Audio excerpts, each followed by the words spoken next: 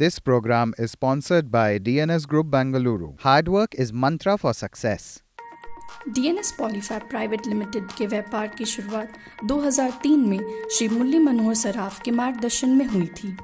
DNS Polyfab yarn, fabric, printing, processing और flexible packaging आदि विविध उत्पादों में काम करता है। 3 दशकों से अधिक के अनुभव के साथ DNS पॉलीफैब पैकेजिंग में एक महत्वपूर्ण कड़ी के रूप में खड़ा है। कंपनी व्यापार की तुलना में संबंधों को अधिक महत्व देती है। इसकी मुख्य खासियत ग्राहकों की संतुष्टि है। कंपनी 1 लाख टन की मासिक आपूर्ति के साथ वैश्विक स्तर पर विभिन्न प्रकार की PP बैग की आपूर्ति में महत्वपूर्ण योगदान दे रही है। अधिक जानकारी के लिए आज ही संपर्क करें 9132879447। धन्यवाद।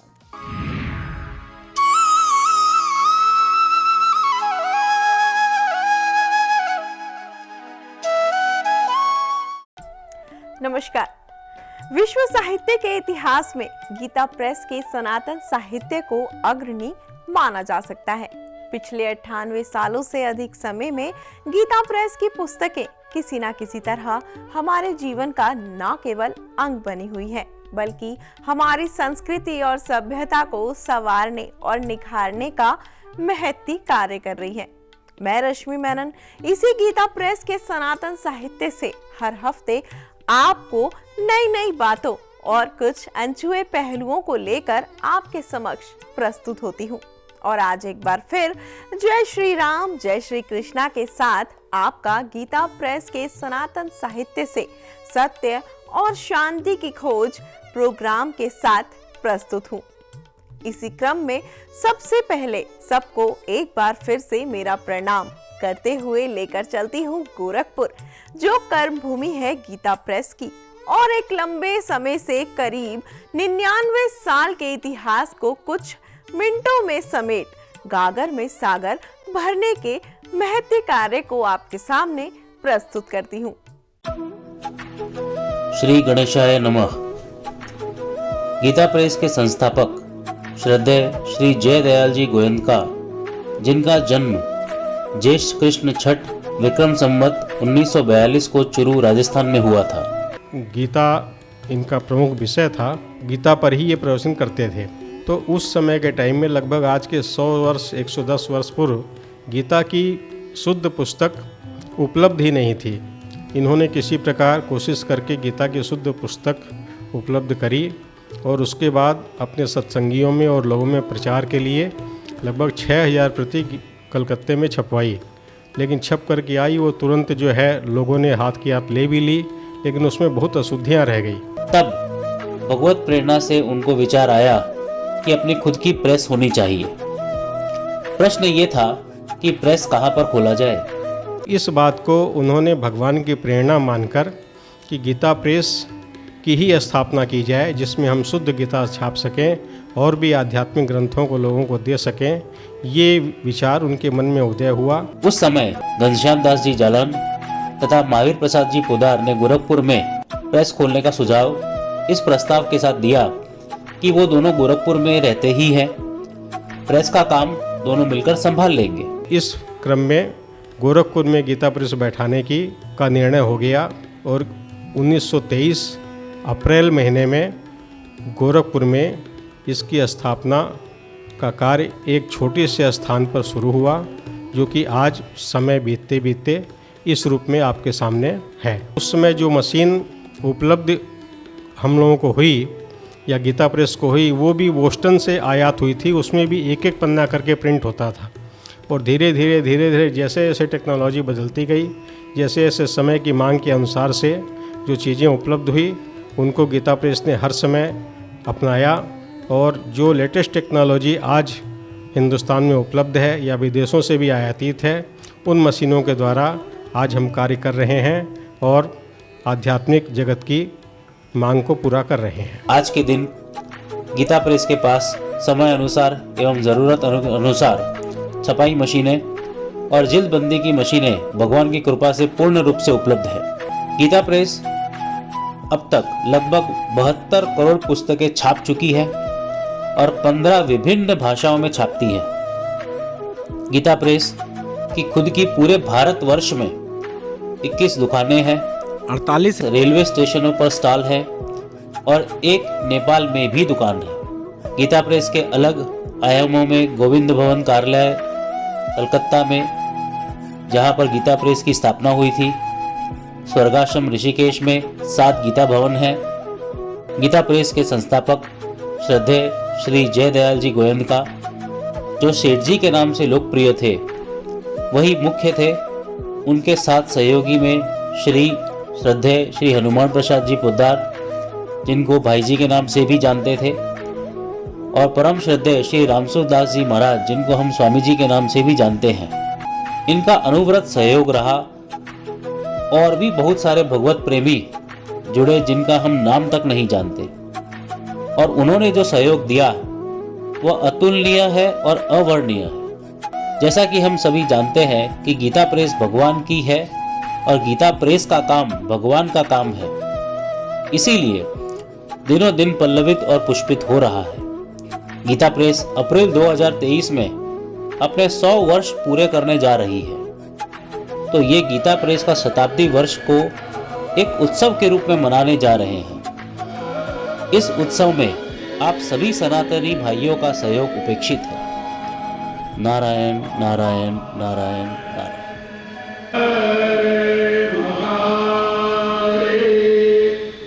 एक बार फिर से आप सभी का स्वागत है, और इसको देखकर शायद आप भी मेरी इस बात से सहमत होंगे कि सनातन साहित्य एक लेकिन भाषा अनेक। यह इसलिए भी कि गीता प्रेस की पुस्तकें भारत की करीब करीब हर भाषाओं में मौजूद हैं और साथ ही नेपाली और अंग्रेजी में भी। गीता प्रेस के अब 100 वर्ष अगले साल पूरे हो रहे हैं, और इससे संबंध साप्ताहिक रंगारंग कार्यक्रम की शुरुआत पिछले वर्ष 24 जुलाई को की गई थी। तब से निर्बाध रूप से लाखों करोड़ों दर्शक हर शनिवार को इस कार्यक्रम में अपने परिवार के साथ जुड़ते हैं, और एक बार जुड़ने के बाद इस वृहद परिवार का हिस्सा बन इसे शक्ति प्रदान करते हैं। अब आज अधिक समय ना लेते हुए मैं आपको ले चलती हूँ सीधे शांतम, जहाँ श्रद्धेय श्री विजय शंकर मेहता जी अपनी अमृतमयी वाणी में हमें इस गीता अमृत का रसपान कराएंगे। पवन तनय तुम एक आधारा,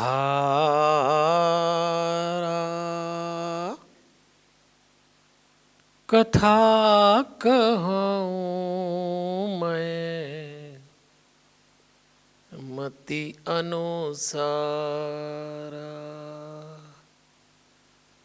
वक्रतुंड महाकाय सूर्यकोटि समप्रभ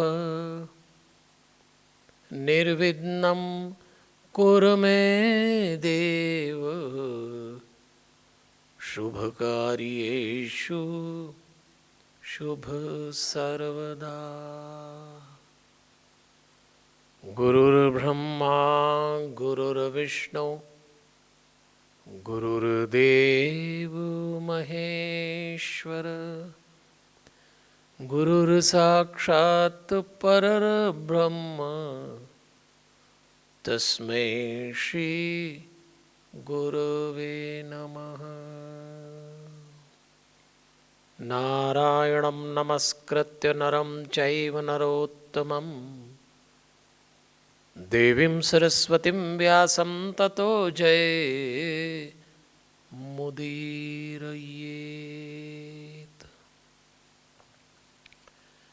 परमपिता परमेश्वर की बड़ी अनुग्रह भरी दृष्टि है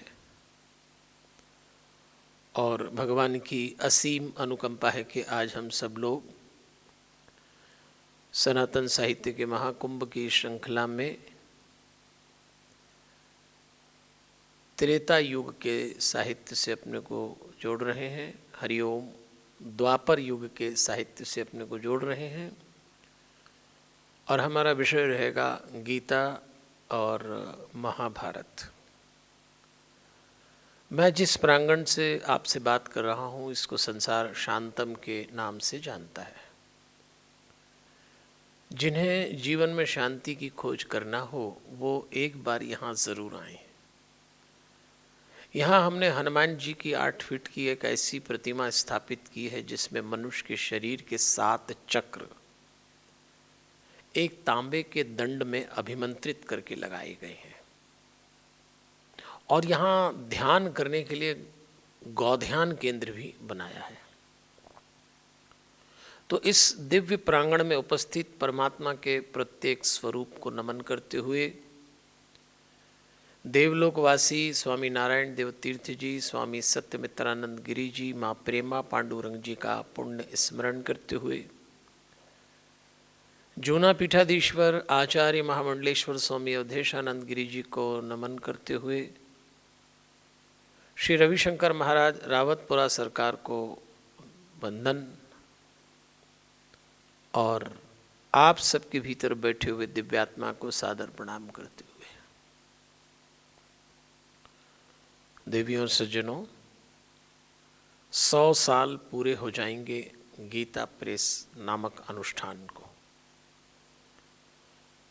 और जो साहित्य प्रकाशित किया गया है 72 करोड़ से ऊपर की पुस्तकें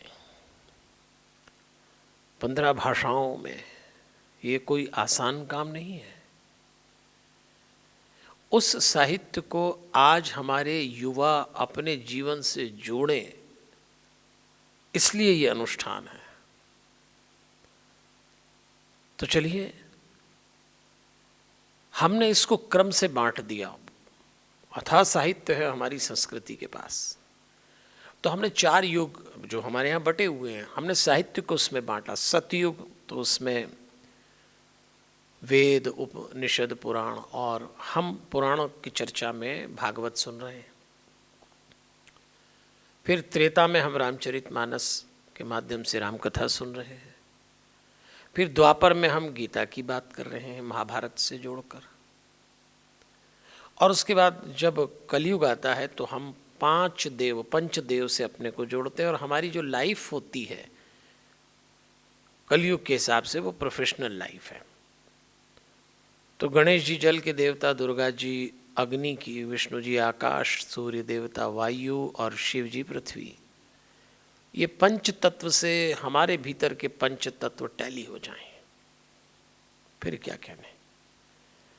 तो ये तो मैंने परिचय दिया, और आइए अब हमको चलना है हमारी उस कथा की ओर जिसको क्रम से हम सुन रहे हैं। हमने थोड़ा परिचय पहले महाभारत का लिया, फिर हमने थोड़ा परिचय लिया गीता का।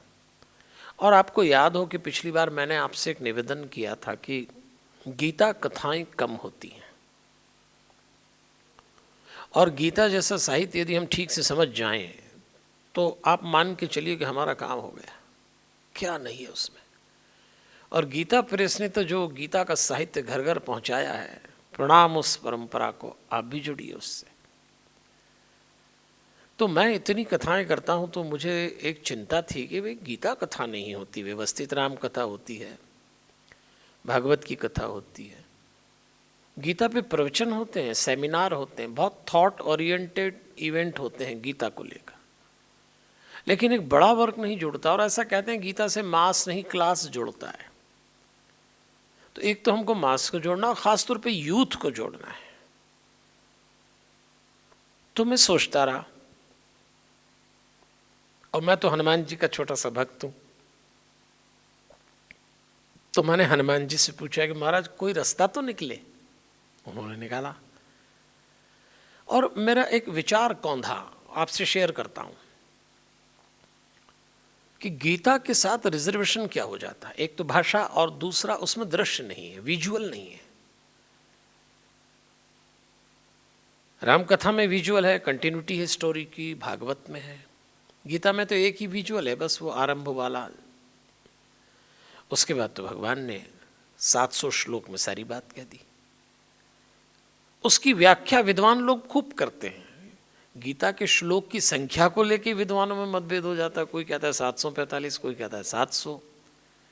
अच्छा, हमारे लिए तो प्रमाण गीता प्रेस है, वो भी इसलिए कि संतों ने बड़ा शोध किया है, तो हम तो मान्यता 700 को देते हैं।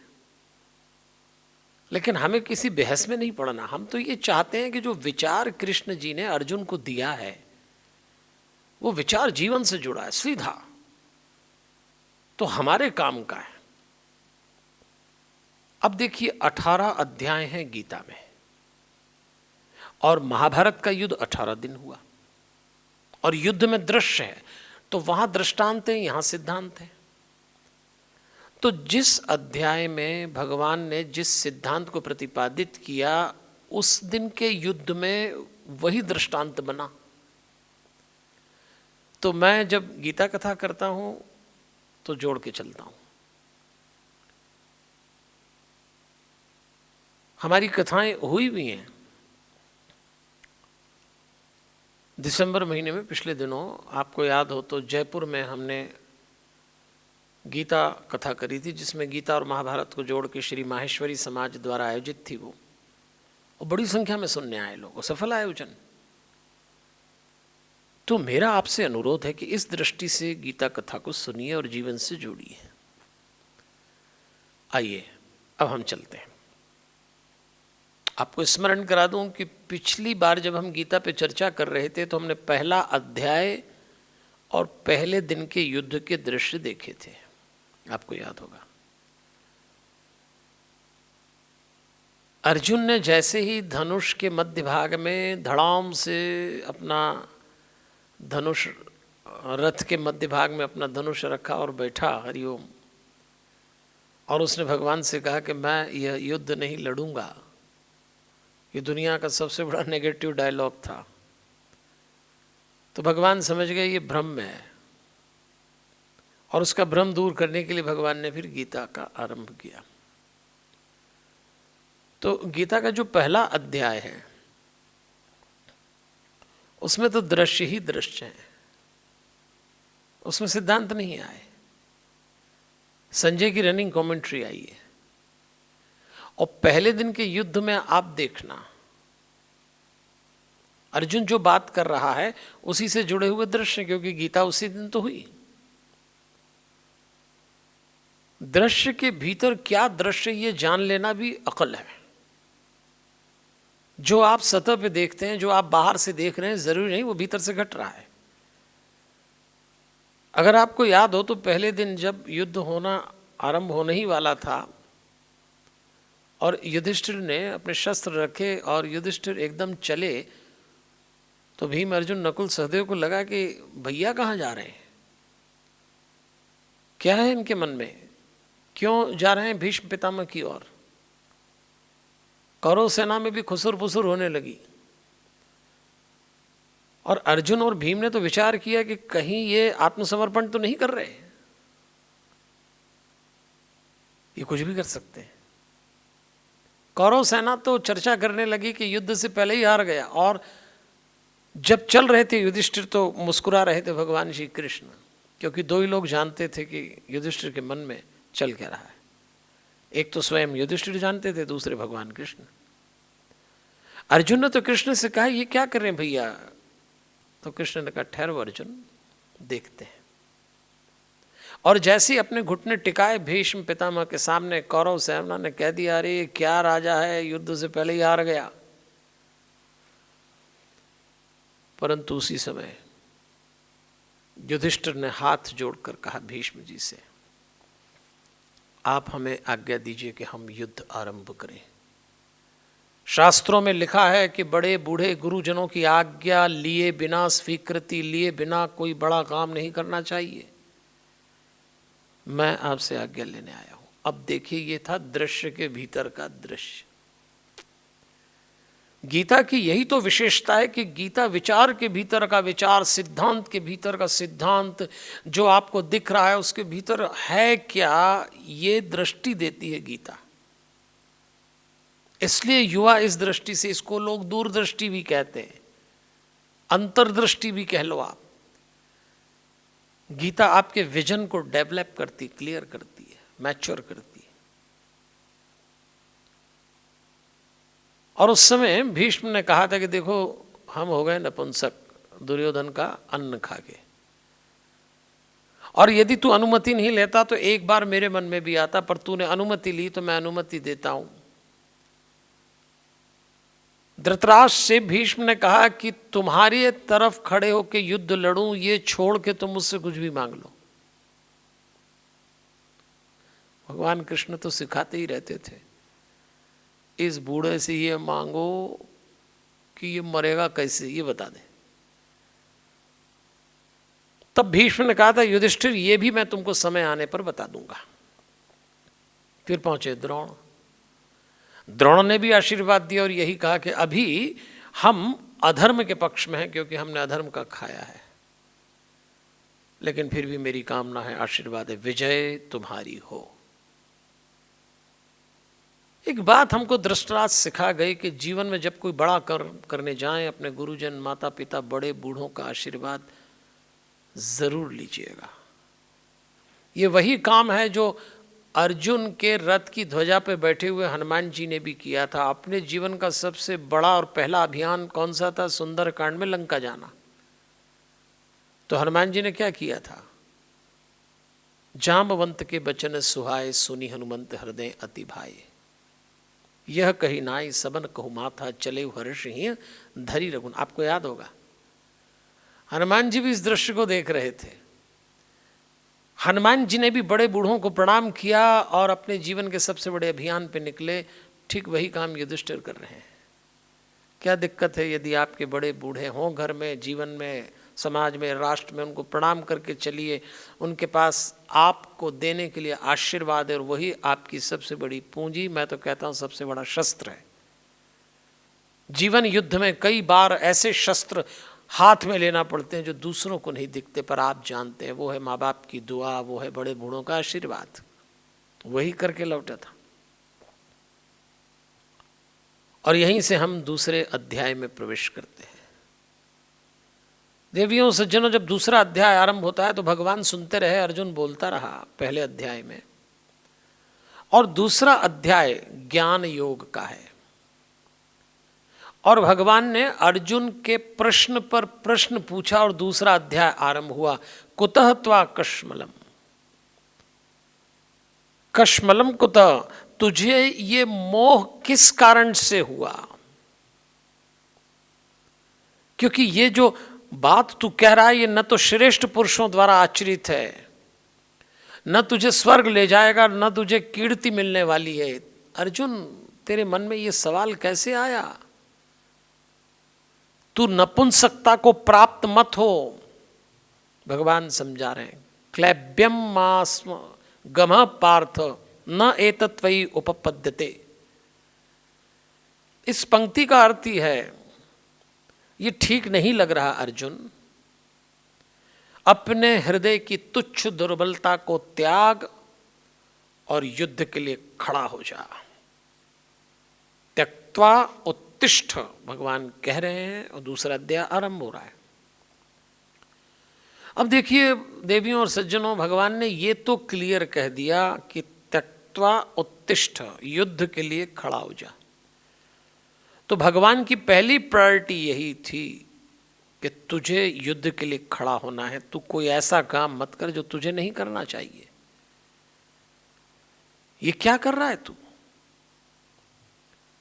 अब अर्जुन को लगा, और फिर भगवान ने जब समझाया तो अर्जुन को लगा कि कोई न कोई भूल मुझसे हो रही है। भगवान ने कहा कि ये सारा ताना बाना तेरे लिए है। तेरे भाई धृतराष्ट्र, हरिओम, तेरे भाई युधिष्ठिर, भीम, नकुल, सहदेव, ये सब मिलकर इसका युद्ध का ढांचा बना चुके हैं और तू कहता है मैं नहीं लड़ूंगा। और तुझे लगता है कि तू ही लड़ने वाला था क्या? बातें ऐसी करता है कि मैं। अरे मैं क्या होता है? इंसान की जिंदगी में हम से चलता है सब कुछ। ये मैं जागृत होता है और कंफ्यूजन शुरू हो जाता है। चलिए आगे चलें। एक बहुत अच्छी सी कहानी मुझे याद आती है।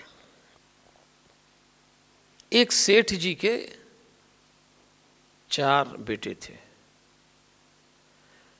जॉइंट फैमिली थी। उसमें से बड़ा बेटा और दूसरे नंबर का बेटा तो मेहनती था, परिश्रम करता था, और वो जो मेहनत परिश्रम से कमा के लाते उससे घर चलता। और नीचे वाले 2 बेटे, तीसरे नंबर का और चौथे नंबर का कोई काम नहीं करते, निकम्मे, बस खाते। शादियां चारों की हो गई। जाहिर है 4 भाइयों में नहीं बनती तो 4 भाइयों की जो पत्नियां हैं, जो 4 अलग अलग परिवार से हैं, उनमें कैसे सहमति हो सकती। तो बड़े भाई और उससे छोटे भाई की पत्नियों ने कहा अपने पतियों से कि कमाते आप हो, मेहनत आप करते हो, और ये हमारे दोनों देवर और उनकी पत्नियां खाते हैं। ये मतभेद चल ही रहा था। बात पिता तक पहुंच गई और कहा आप बंटवारा कर दें, हम अलग होना चाहते हैं, हमारी कमाई खाते ये है। पिता उनको समझाने के लिए सोचता है कि ठीक है, एक काम करते हैं, एक प्रयोग करने का विचार किया कि चलो अपन सब तीर्थ यात्रा पर चलते हैं और घर से कुछ भी लेकर नहीं चलेंगे, धन भी। जहाँ रुकेंगे वहाँ कुछ काम करेंगे, धन अर्जित करेंगे, उससे अन्न लाएंगे और फिर तीर्थ यात्रा करेंगे। चल दिए सब। एक गांव में रुके, पहला पड़ाव। कुछ मेहनत करो। तो बड़ा बेटा और जो दूसरे नंबर का था वो गए, मेहनत करा उन्होंने, कहीं ईंट तोड़ी, कहीं खेत में काम किया और दोनों मेहनत से लेके आए। पर एक दिन में कितना लाते, उतना लाए कि थोड़ा बहुत भोजन का सामान आया, खा लिया। अब उस बाप ने तीसरे नंबर के बेटे से कहा कि तुम भी जाओ कमाने। वो भी गया। उसको मेहनत करना तो आती नहीं थी, अकल चलती थी, पर आलसी हो गया था। देखा एक गांव में इस बात की बहस हो रही कि हाथी का वजन कैसे नापे। तो उसने कहा एक नाव लाओ, नाव का आकार ऐसा होता है, एक तरफ रेती रख दो, एक तरफ हाथी को खड़ा कर दो, वो तुल जाएगा, बाद में रेती को तोल लो तो वजन निकल आएगा। लोगों ने कहा बड़ी बुद्धिमानी, उसको पुरस्कार मिल गया, पैसा अधिक मिला। दोनों बड़े भाई मेहनत करके जितना लाते उससे ज़्यादा मिला। बख्शीश का क्या है, जितनी मिल जाए ले आया। और जो सबसे छोटा था वो तो एकदम निकम्मा गया। उसकी पत्नी भी जानती थी कोई काम करेंगे नहीं, पर कुछ तो करके लाओ, घर में झगड़ा हो रहा है। वो गया, एक जंगल में जाके सो गया और सिरहाने पर एक पत्थर रख के सोया था, पत्थर पर सिर रख के, हरिओम। तो उसको कुछ चुभा, उसने पत्थर हटाया, देखा, खोदा तो नीचे घड़ा निकल आया। सोने की गिन्नियाँ थी, पुराने वक्त की कथा है। तुरंत ला के बाप को दी, लो ये मिल गया। तो पिता ने कहा कि बस यही मैं बताना चाहता हूँ, संयुक्त परिवार जब होता है, जब सब एक साथ होते हैं ना, तो सबका भाग्य भी एक साथ होता है। मेहनत के साथ भाग्य भी होता है। तुम दोनों भाई मेहनत करते हो पर भाग्य में धन नहीं था, ये मेहनत नहीं करते, भाग्य में धन था। आज अगर यही सब मिला लें तो कितना कुछ हो जाए। बात बड़ी गहरी है। इसका मतलब ये नहीं कि निकम्मे हो जाए। बात सिर्फ ये है कि जब आप एक फैमिली में रहें, अगर आपकी ज्वाइंट फैमिली है, 10, 12, 15 मेंबर हैं, तो 10-15 भाग्य हैं। अगर आपका छोटा परिवार है, एक छत के नीचे पति पत्नी, 2 बच्चे हैं, 4 हैं, 3 हैं, 5 हैं, याद रखना 5 भाग्य हैं। कोई एक सोचे कि मेरे भाग्य से चल रहा, ना ना ना, आपका परिश्रम होगा, दूसरे का भाग्य होगा, तीसरे का परिश्रम होगा, चौथे का भाग्य होगा। यही बात भगवान कृष्ण अर्जुन से कह रहे हैं। अर्जुन तू बार बार इसकी जिद कर रहा है, मैं पहले इस मैं को छोड़, तैयारी कर। और भगवान भी जानते थे ये अर्जुन नए अलग ढंग से तपा हुआ व्यक्ति है। कृष्ण अर्जुन की मानसिकता को बहुत अच्छे से जानते थे। उन्होंने तो देखा था ना, बख्शी है उड़ाने घर तो अंबर भी नया देना होगा। अशोक शर्मा नाम के कवि ने लिखा है, बख्शी है उड़ाने घर तो अंबर भी नया देना होगा। ये ऐसे परिंदे हैं पिंजरों ने जो पाले हैं। ये अलग ढंग से परिंदे पाले गए हैं, ये अलग ढंग से उड़ेंगे। अर्जुन का पूरा जो गठन था वो अलग था और उसके मनोविज्ञान को भगवान कृष्ण बहुत अच्छे से जानते थे। तो कृष्ण ने जब अर्जुन को समझाना शुरू किया तो अर्जुन सोचता रहा। तो अर्जुन कहता है कि मैं आपसे एक बात कहना चाहता हूं। अब देखिए 7वें श्लोक में आके अर्जुन ने भगवान के हाथ जोड़ के कहा कि मैं कायरता रूपी दोष से जुड़ गया, मेरा चित्त मोह में डूब गया, धर्म सम्मूढ़ चेता, ऐसा बोलता है। तो मैं आपसे पूछता हूं हाथ जोड़कर कि मेरे लिए जो कल्याणकारी संदेश हो वो आप मुझसे कहिए, तत् में ब्रूही।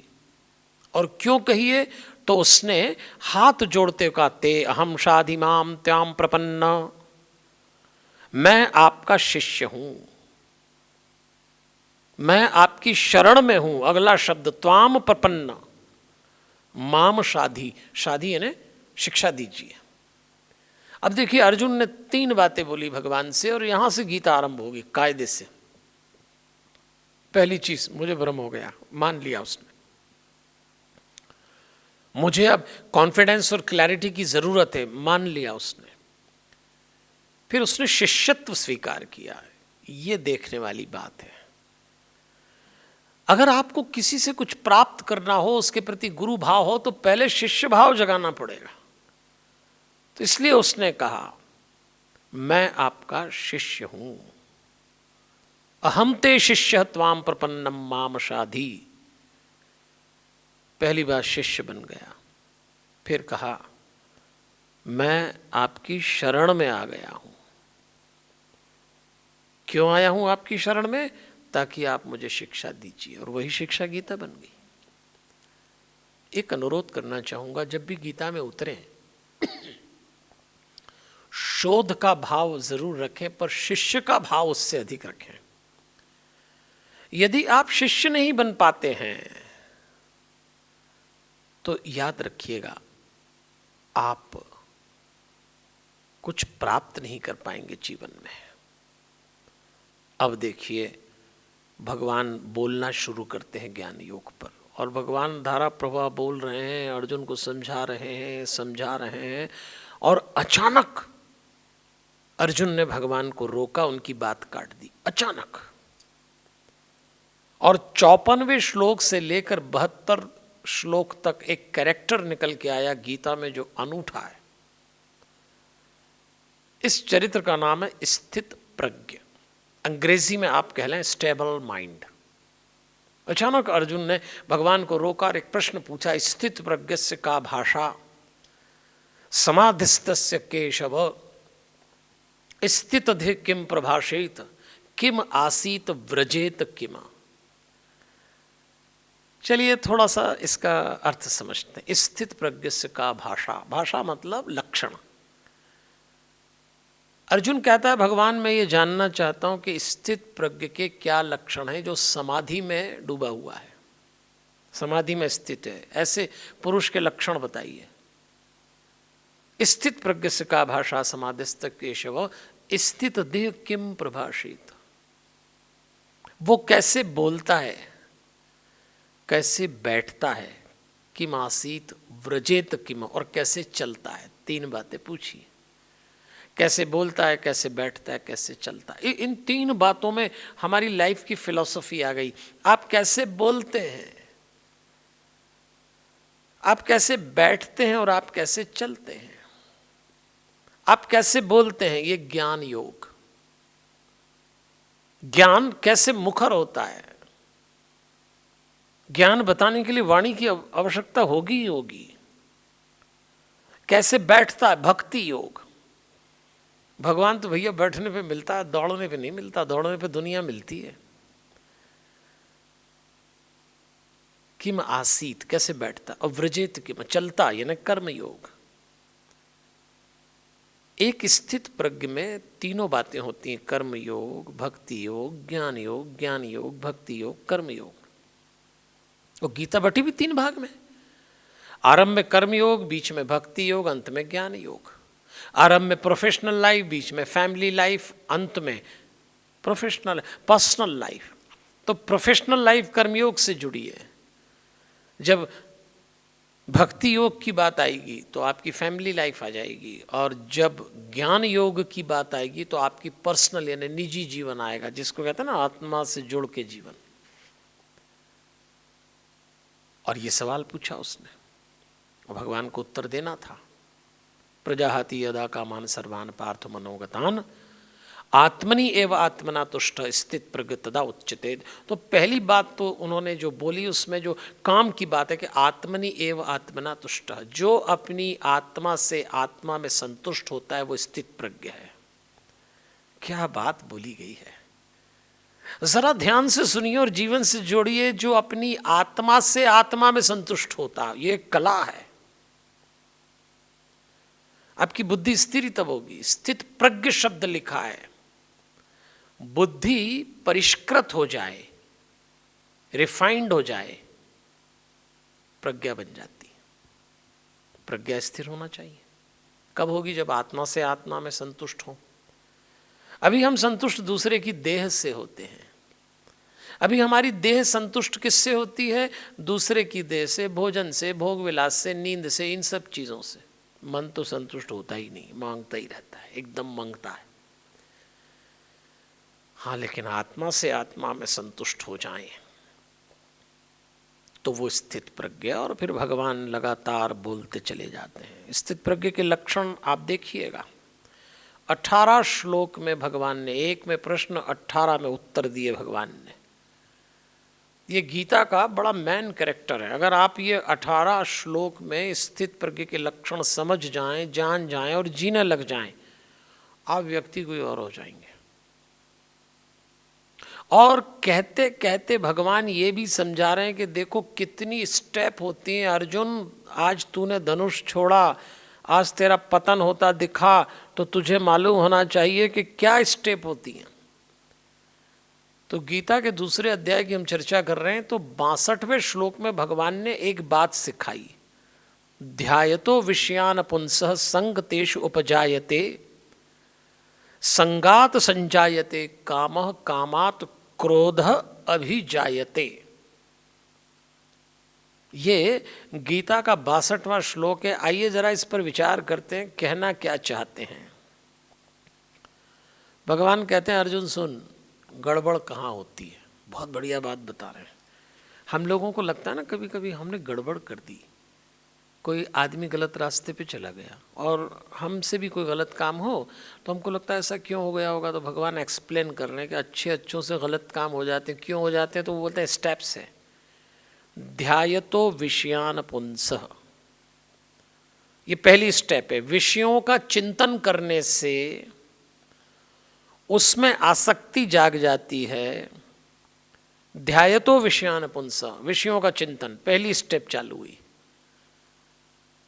जैसे हमने किसी को देखा, पुरुष ने स्त्री को देखा, स्त्री ने पुरुष को देखा, और कोई दृश्य ऐसा देखा, तो केवल उससे गड़बड़ चालू नहीं होती देखने से। वो तो एक क्रिया, आंख है तो देखेगी। गड़बड़ कहाँ होती? ध्यायतो विषयान पुंसः, वो जो विषय आपने देखा है, वो जो विषय आपने सुना है, उसका चिंतन अगर शुरू हो जाए, मन इन्वॉल्व हो जाता है, तो ध्यायतो विषयान, चिंतन होना उसका पहली स्टेप। और जैसे चिंतन चालू हुआ, पुंसः संग तेषु उपजायते, तो चिंतन करने वाले पुरुष की आसक्ति हो जाती उस विषय में। अब दूसरा आसक्ति पैदा हुई। चिंतन चालू हुआ तो आसक्ति हुई। आसक्ति क्या? मुझे मिल जाए ये स्त्री, मुझे मिल जाए ये प्रॉपर्टी, मुझे मिल जाए ये पुरुष। तो पहला तो चिंतन, दूसरा फिर उसमें आसक्ति हो गई। और जब आसक्ति शुरू हुई तो संगात संजायते, उस आसक्ति से कामना जागती। संगात संजायते, काम क्रोध अभिजायते। अब उससे कामना में बाधा पड़ी तो क्रोध पैदा हुआ। ये चौथी स्टेप है। देखिए, पहले में आपने चिंतन किया, दूसरे में चिंतन से आसक्ति हुई, तीसरे में कामना जागी, कामना में बाधा आई तो क्रोध जाग गया। चौथी स्टेप आई। आपको गुस्सा आती, मुझे नहीं मिला, तो फिर आप कुछ उटपटांग काम करते हैं। अब अगली स्टेप, क्रोधात भवति सम्मोह, सम्मोहात स्मृति विभ्रम। सुनिए कितनी बारीक बात है। चौथी स्टेप पे क्रोध जाग गया। अब जब क्रोध जागा तो क्रोधात सम्मोह भवति, क्रोध से सम्मोहन, मूढ़ भाव उत्पन्न हो जाता है। इसीलिए कहते हैं क्रोध में आदमी आधा पागल हो जाता है। और पागल जैसे ही करता है, चीजें फेंकता है, चिल्लाता है, गालियां बकता है। जैसे आप पागल को देखना, जो पागल होता है वो बाहर से पागल है, क्रोधी भीतर से पागल है, आधा पागल है वो। इसलिए लिखा क्रोधात भवति सम्मोह, सम्मोहात स्मृति विभ्रम। इस सम्मोहन से, इस मूढ़ भाव से स्मृति का दोष हो जाता है, स्मृति भ्रम हो जाता है। ये छठवीं स्टेप। और फिर लिखा स्मृति भंशाद बुद्धिनाशः, स्मृति के जाने से बुद्धि का नाश हो जाता है, ज्ञान शक्ति चली जाती है। और 7वां चरण आ गया, बुद्धि नाशात प्रणश्यति। प्रणश्यति मतलब वो अपने आचरण से गिर जाता है। ये 7 स्टेप है।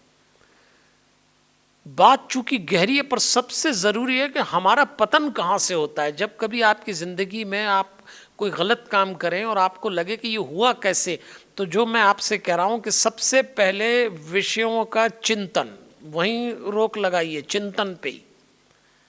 कोई गलत दृश्य दिखे तो उसको सोचना नहीं, देखा आगे बढ़ गए, लेकिन चिंतन चालू हुआ तो दूसरे में आसक्ति पैदा होगी, आसक्ति से कामना पैदा होगी, मुझे मिल जाए। कामना में बाधा पड़ने से क्रोध पैदा होगा, क्रोध से सम्मोहन यानी मूढ़ भाव पैदा होगा, मूढ़ भाव से स्मृति चली जाएगी, याद नहीं रहेगा, होश चला जाएगा, और स्मृति भंशात बुद्धिनाशात प्रणश्यति। और 7वें स्टेप पे बुद्धि का नाश होने से आपका पतन हो जाएगा। ये 7 स्टेप्स हैं। कृष्ण ने कहा, अर्जुन बात स्थित प्रज्ञ की चल रही है। इस पूरे श्लोक की जो मैंने इतनी लंबी चौड़ी व्याख्या की, एक ही लाइन पकड़ना, ध्यायतो विषयान पुंसः। आप क्या चिंतन कर रहे हैं इस पे डिपेंड होगा सारा मामला। तो उस चिंतन के लेवल पे ही चेक लगा दो। और चिंतन कौन कराता है? मन कराता है, बुद्धि नहीं कराती। मन में चिंतन चलता रहता है। स्त्री दिखी, मिल जाए, फिर आगे तक बढ़ जाता है, उसके शरीर के आर पार चला जाता है। किसी की और की प्रॉपर्टी दिखी, किसी की कार दिखी, तो मन तो बैठ के ड्राइविंग चालू कर देता है। इसलिए देवियों और सज्जनों, अगर आपको चेक लगाना है तो आपको वहीं लगाना पड़ेगा चेक, उसी जगह। तो भगवान समझाते हैं चिंतन पे ही रुक जाओ। तो मन को चिंतन करने से रोकने के लिए आप मन को आदेश दोगे और वो कहना मान लेगा, जरूरी नहीं है। आपको उसको रोकना पड़ेगा, स्टॉप। और मन को रोकने के अभ्यास का नाम है मेडिटेशन। ध्यान के बिना नहीं होगा, इसलिए इसको रोकिए, खूब अच्छे से रोकिए। और अब भगवान कहते हैं, देखो एक बात याद रखना, सब मिल जाए, सब मिल जाए, लेकिन अगर शांति नहीं मिली तो ये सुख किसी काम का नहीं। न अस्ति बुद्धि अयुक्तस्य न च अयुक्तस्य भावना न च अभावतः शांति अशांतस्य कुतः सुखम। इसलिए याद रखना, अगर आपको शांत रहना है, अशांतस्य कुतः सुखम। अगर आप अशांत हैं तो आप कभी सुखी नहीं रह सकते, और अगर आपको शांत रहना है तो आपको अपने मन पर नियंत्रण करना पड़ेगा। तो भगवान ने दूसरे अध्याय का जब समापन किया तो भगवान ने कहा, तूने प्रश्न पूछा था तो मैं उत्तर दे रहा हूं। ऐशा ब्राह्मी स्थिति पार्थन एनाम प्राप्त विम्यूहति स्थित्वा अस्यामंत काले अपि ब्रह्म निर्वाणम रिच्छति। क्या बढ़िया बात के साथ समापन करते हैं कि अर्जुन, ये जो बात मैंने तुझे बताई, ये ब्रह्म को प्राप्त पुरुष की स्थिति है। ब्रह्म को प्राप्त, ब्राह्मी स्थिति है नाम। और उसको जब कोई प्राप्त होता है, वो योगी, उसको योगी कहेंगे, वो मोहित नहीं होता। तू अभी मोहित हो गया था, न विम्यूहति, वो कभी मोहित नहीं हुआ, क्लियर है एकदम। और अंत काल में भी इसी ब्राह्मी स्थिति में रहकर ब्रह्मानंद को प्राप्त हो जाता है। दुनिया में सबसे बड़ा आनंद ब्रह्मानंद। स्थित्वा ब्रह्म निर्वाणम रिच्छति, परम आनंद, मस्ती, अपनी कभी खोना नहीं चाहिए मस्ती। और आइए इसी के साथ हम दूसरे दिन के युद्ध में भी चलते हैं। पहले दिन का युद्ध देखिए, दूसरे दिन के गीता के सिद्धांत मैं आपको बता चुका हूं। अब इसी के साथ जरा दूसरे दिन के युद्ध में यदि चलें महाभारत के, तो आप पाएंगे कि पहले दिन के युद्ध में पांडव सेना जब पीछे हटी, थक गई, कौरवों का पराक्रम देखे, खासतौर पे भीष्म पितामह का, तो दूसरे दिन युधिष्ठिर उदास हो गए।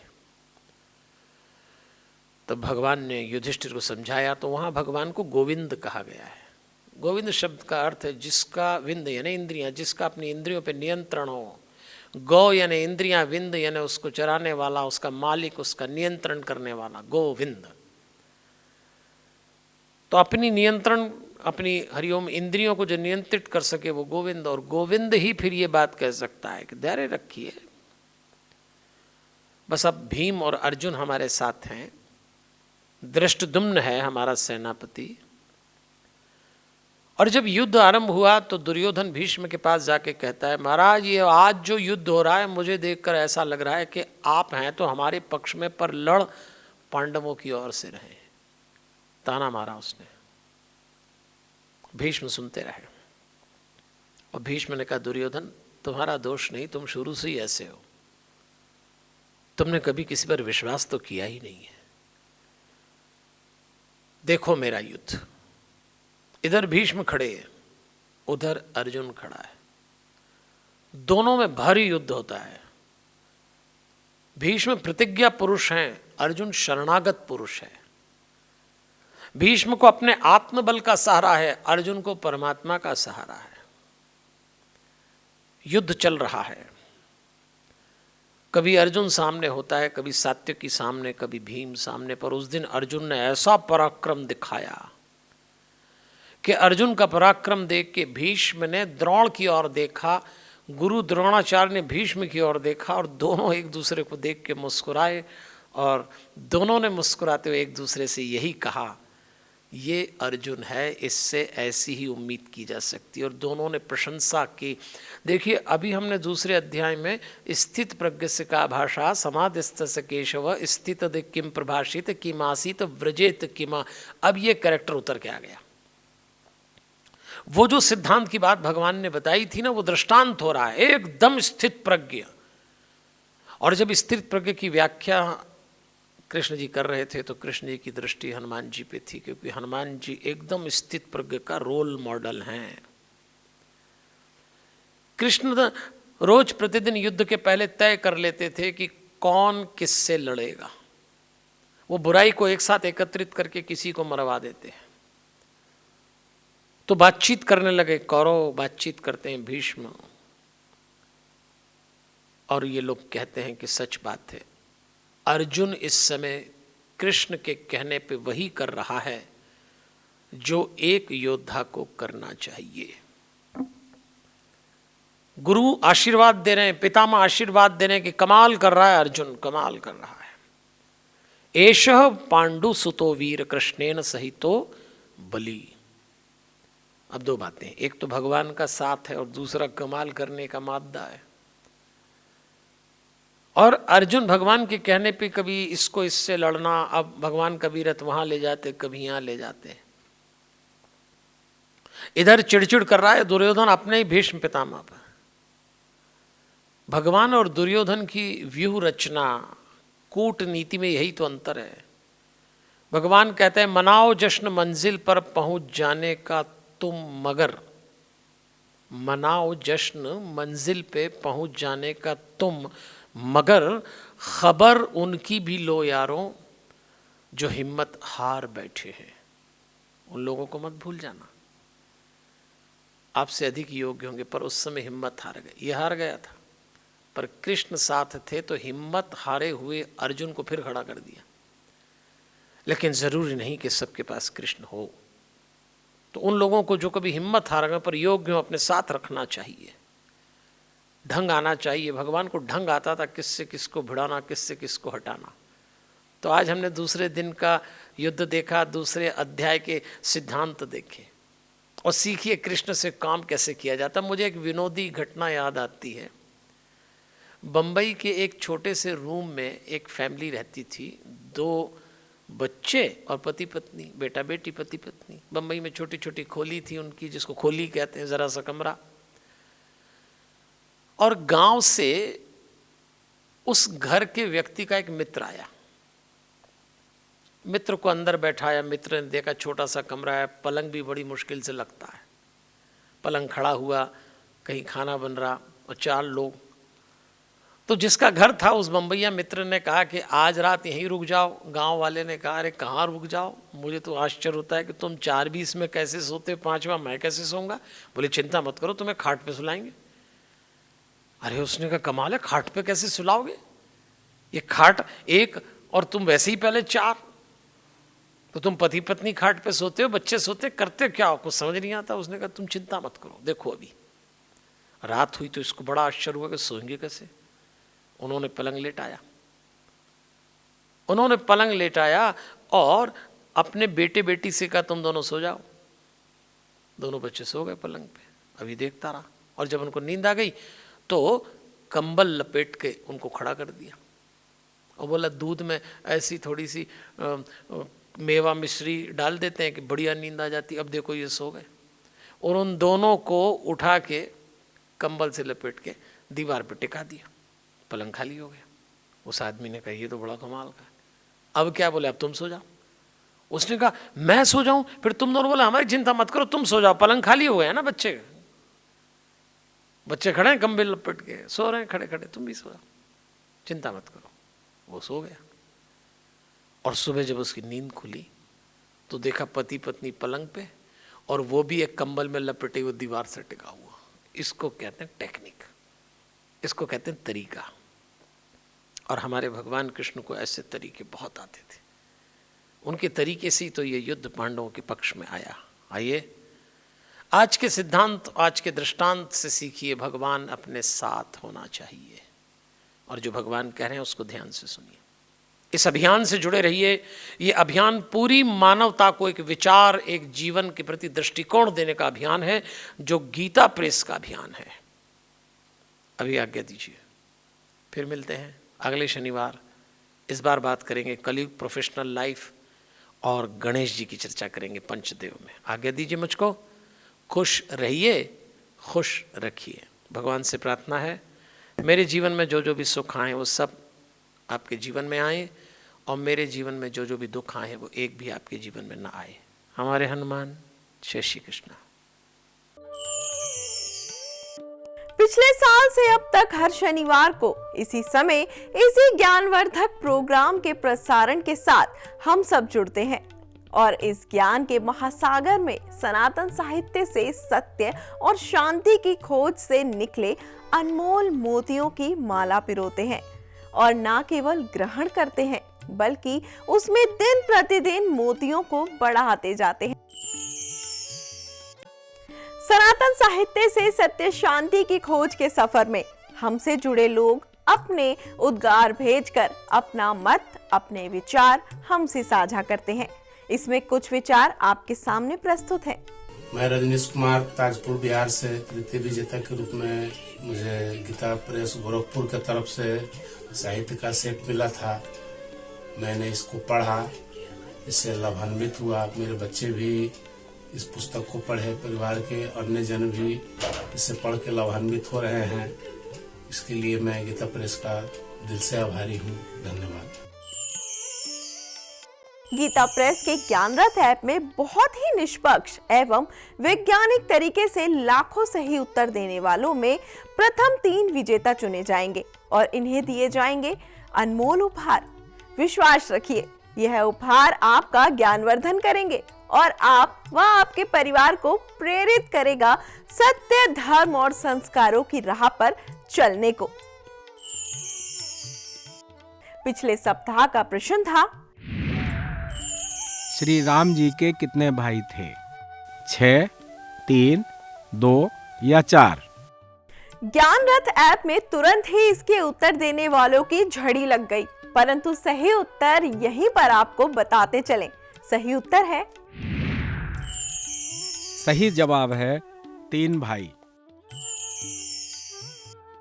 दर्शकों, हमें इस बात का हर्ष है और गर्व भी कि सनातन साहित्य की सत्य और शांति की खोज में आप हमारे साथ लगातार बने रहे और प्रोग्राम के विश्राम के तुरंत बाद ही उत्तर रूपी ज्ञान की वर्षा से आपने ज्ञानरथ ऐप को भर दिया। साथियों, आपके इस प्यार और लगाव का दिल से सादर करते हैं और आगे बिना कोई समय गवाए पिछले सप्ताह के 3 विजेताओं के नाम की घोषणा करते हैं। प्रथम विजेता है श्री परम जी। दूसरे विजेता है सुषमा वर्मा जी। तीसरे विजेता है श्री प्रकाश जी।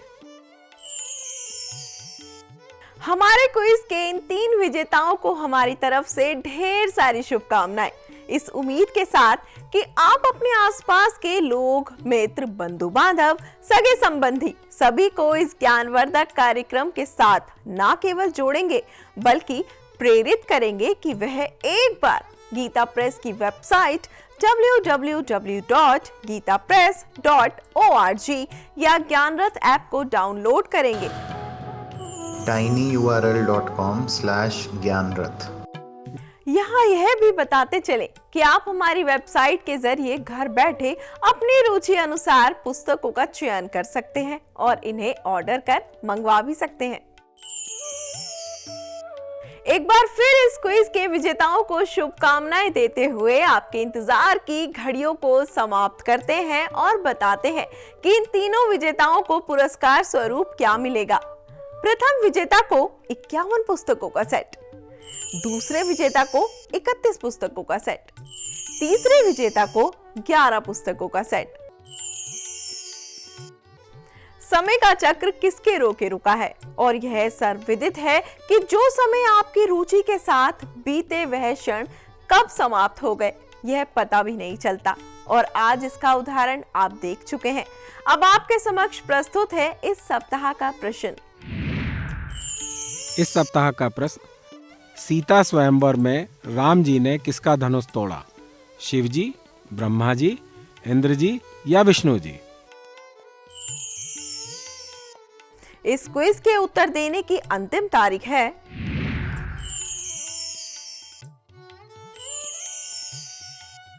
8 आप भी तुरंत इस क्विज में भाग लें और ज्ञान के बिग बॉस बने। देर किस बात की, उठाइए मुट्ठी में फोन, खोलिए अपनी मुट्ठी और अपने ज्ञान के इस भंडार को परखिए एवं ज्ञानरथ ऐप पर सही उत्तर भेजकर गीता प्रेस की पुस्तकों का सेट प्राप्त करें तथा अपना और अपने परिवार का ज्ञानवर्धन करें, क्योंकि अंत तो गत्वा ज्ञान ही आपका असली और सच्चा साथी है। हर चीज नश्वर है लेकिन ज्ञान आपके साथ ही रहता है और आपके चाहने के अनुसार हमेशा गंगा यमुना की धारा की तरह प्रवाहित होता रहता है। इस सप्ताह गीता प्रेस के सनातन साहित्य से सत्य और शांति की खोज कार्यक्रम को अब देते हैं विराम और अगले सप्ताह फिर से ज्ञान, ध्यान, धर्म की बातें करेंगे और गीता प्रेस के साहित्य द्वारा मार्गदर्शित पथ पर अग्रसित होंगे। कहते हैं समय की गति कभी नहीं रुकती और यह निरंतर अपनी गति से चलता रहता है। तो अब समय है आपसे आज्ञा लेने का, इस वचन के साथ कि अगले शनिवार रात्रि 9 बजे फिर ज्ञान रूपी इस अविरल धारा में गोते लगाएंगे और पाएंगे ज्ञान रूपी अमूल्य हीरा। इसी के साथ ही मैं रश्मि मेनन आप सब से एक अपील के साथ आज्ञा लेती हूँ कि सुरक्षित रहिए, सुरक्षित रखिए, 2 गज की दूरी बनाए रखिए, बिना जरूरत के भीड़ भाड़ में बिल्कुल नहीं जाएं और मास्क का प्रयोग तो जरूर करें जिससे हम माँ भारती की सेवा करते हुए नारा लगा सकें, जय माँ भारती, जय श्री राम, जय श्री कृष्णा, हमारे हनुमान, जय Hind.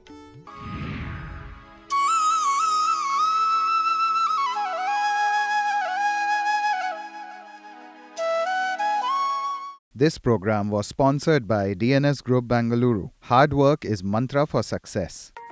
DNS Polyfab private limited के व्यापार की शुरुआत 2003 में श्री मुरली मनोहर सराफ के मार्गदर्शन में हुई थी।